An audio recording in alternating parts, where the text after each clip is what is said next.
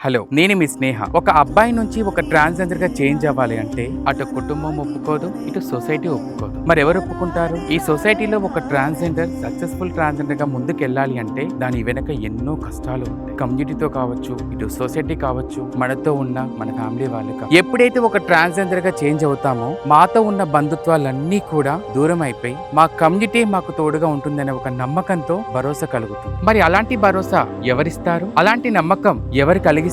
ఈ రోజు నేను మీకు పరిచయం చేయబోయే ట్రాన్స్జెండర్ యొక్క లైఫ్ స్టైల్ మొట్టమొదటిసారి ఒక అబ్బాయి నుంచి ఒక ట్రాన్స్జెండర్ గా చేంజ్ అయిన తర్వాత తన జీవితంలో ఎన్నో కష్టాలు, ఎన్నో బాధలు, అటు కుటుంబం ఇటు ఎన్నో రకాలుగా తను అనుభవించిన బాధలు, తన సక్సెస్ కి కారణాలు, తను ఈ రోజు ట్రాన్స్జెండర్స్ అందరికీ కూడా ఒక మదర్ తెరిసా అని చెప్పుకుంటున్నామంటే ఇది మామూలు విషయం కాదు. ఒక ట్రాన్స్జెండర్ మదర్ తెరిసా అంటున్నామంటే తన వెనక ఎన్నో బాధకరమైన విషయాలు ఉంటాయి. కుటుంబం నుంచి కాదు, తన పర్సనల్ గా తను ఎన్నో బాధలు అనుభవించింది.